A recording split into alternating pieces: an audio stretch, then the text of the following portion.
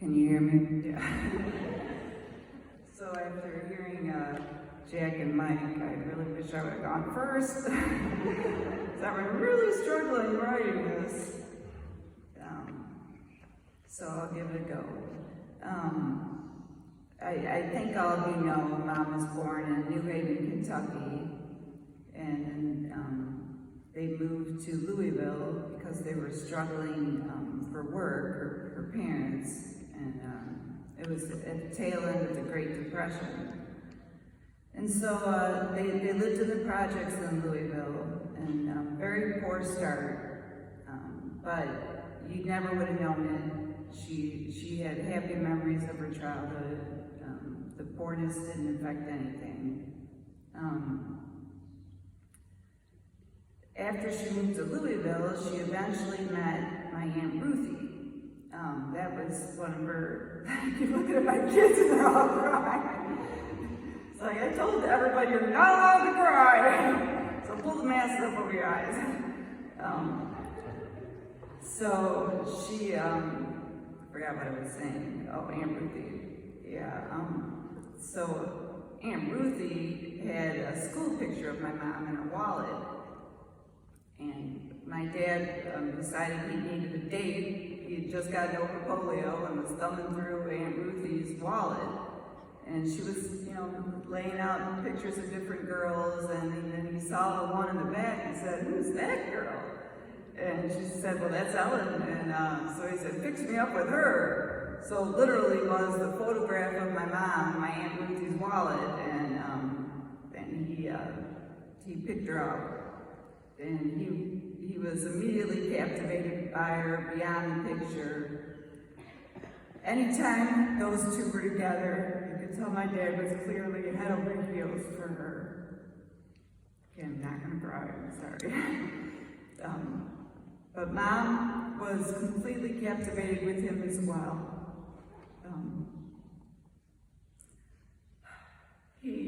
My dad was very smart.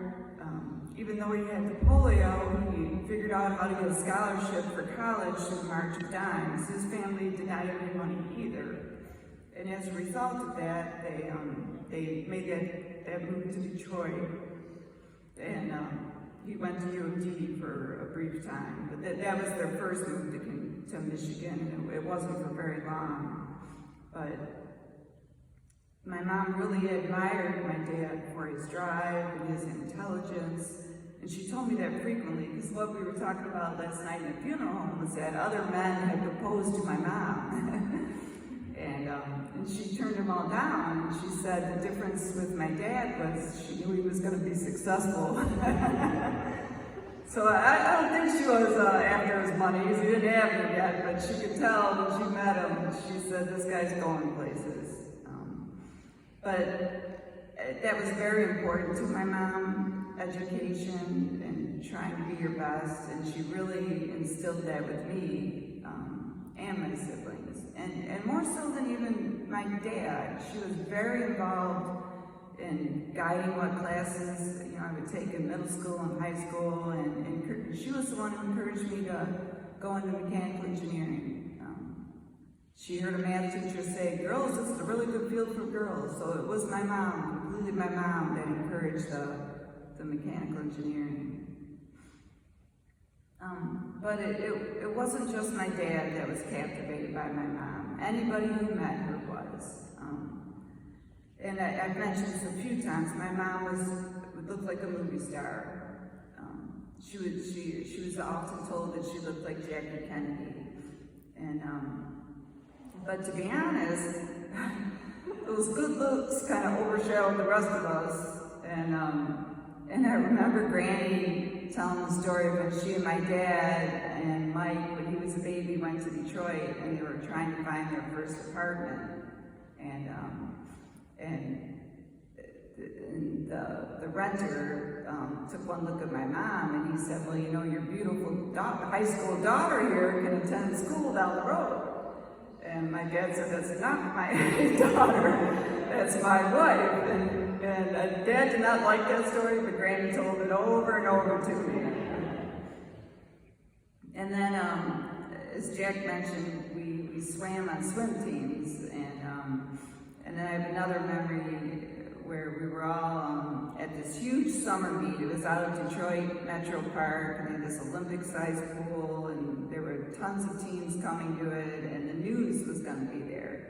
So I remember my mom telling us that the news was going to be there, and I remember sitting on deck waiting for my event, and we're all like, there's the news cameras, we're going to be on the news, and we were all just really excited. And then when we got home that night, we all were sitting in front of the TV waiting for the 5 o'clock news to start, and so then they showed the swim meet, and we're all watching, and what the cameraman did is he just zoomed in on the audience, and he zoomed in on one person, and it was my mom. And he zoomed in for a really long time. And it kind of reminded me of Scott saying some news reporter did that at a football game, like commented, well, who's that pretty lady? So it was kind of incredible. We're like, well, we're on swimmers. So nobody on our swim team made the news, only my mom, who wasn't on the team. And then as soon as it was over, our house started ringing off the hook with people saying, hey, did you see your mom on the news? And so it was just classic my mom. But to be honest, my mom did not think of herself as beautiful. She was very shy, very humble. And my kids didn't realize that she was shy, but she was very shy. And she often told me that because I was shy, and she was trying to encourage me, like, you can break out of this shyness, look at me. And even with how beautiful she was on the outside, she was way more beautiful on the inside. And that's why people were drawn to her.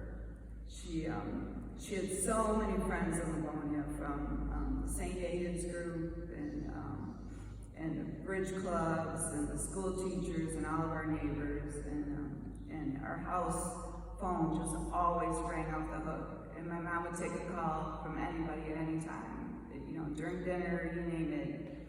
And she really loved people. And even after she was getting dementia, that part of her didn't leave, and you could see it at sunrise. And everybody there loved her, and she loved all the workers, all the residents, and even the residents' families. And what surprised me was when she had transitioned to the memory care down on the first floor, some of the family members of residents came up to me and said, we really miss your mom. And they said we would visit our family, your mom would always come up and hug us and talk to them. And so that just kind of tells you the person she was. And I think a lot of that warmth came from her Southern upbringing. Even though she didn't move to Michigan until she was in her early 30s, she continued to have a Southern accent. And it kind of, I thought Jack might tell the story, so I'm glad you didn't, but Jack had a friend, Matt Betcher, and Matt was really tall, and Jack and Matt were about 10, and this Matt had just moved to Livonia, and Jack brought Matt home to meet my mom. And so because he was so much taller than Jack, she took one look at him and said, are you tan? And Matt looked down his arms and said, well, I'm not that tan. And so then she said, well, you're either tan or you're not tan. How old are you? And he's like, oh, you said 10. He said, yes, I'm 10. And hopefully, Jack, you remember that story. I don't think I mentioned it. And then another part of the South, I think, that continued through her was that ability to cook. And she was such a good cook. And that talent did not pass on to me. So I do not cook, and so my kids loved her cooking because I don't cook. And I just remember going on trips to Louisville and family vacations, and before we would take off, my mom would fry up a chicken and bake a ham, and we'd pull off on the roadside tables and eat a meal that she had just whipped up minutes before we were going to leave. And then I also have a lot of good memories of her at Siesta Key. When I started having kids, she and Dad would go down there with me, and then we continued with just Mom and Julie's family, and she would leave the beach early and go back and cook for us, and you know, big meals, and she loved it, and I think she really enjoyed cooking for people. And even as she started getting dementia, Lynn and I would go visit her at her house, and the second she would walk in we would walk in the door, she'd be, Lynn, what can I get you to eat? And just follow them around like every 2 minutes, Lynn, what can I get you to drink? And so Lynn told me that it made him feel like it was kind of like his grandma, my mom, because she always liked to feed him, and Lynn said, I love to eat. But again, I think my mom loved to cook because it was a way she could show people how much she loved them. And another thing that I loved about my mom was how good of a listener she was. I'm not a good listener, but my mom was. And she was the perfect listener because she didn't try to fix your problems. She just listened, and then she'd laugh at, you know, any of my goofy stories, and I had a lot of goofy stories. I didn't really get into too much trouble, but I just did stupid things. And then as I had kids, my kids did stupid things. Not as stupid as me, but they did a few things, and so I'd always call her and tell her, and especially Scott. And it was funny because she told me this more than once, that she would share these stories with her friends, and particularly Mrs. Goki. And so the one time Mom said, oh, I just had lunch with Mrs. Goki, and I was telling her one of the Scott stories, and she said that Mrs. Goki said, I just love hearing those Scott stories. And that's when you were younger, it wasn't recently. She was also my kids, kind of like, you know, my kid said, my kids' biggest fans. You would have thought each of my kids was going to be the President of the United States. And Lynn even pointed out almost too much, where she was like, oh, they're just so wonderful. And she loved to go to the girls' swim meets, Shannon and Sarah's swim meets. And sometimes I thought it was because I was such a bad swimmer. Like after a while, she's like, do you really want to keep doing this? And I'm like, no. And so it was kind of exciting because Shannon and Sarah were a lot faster than me. So she would love to go to their meets.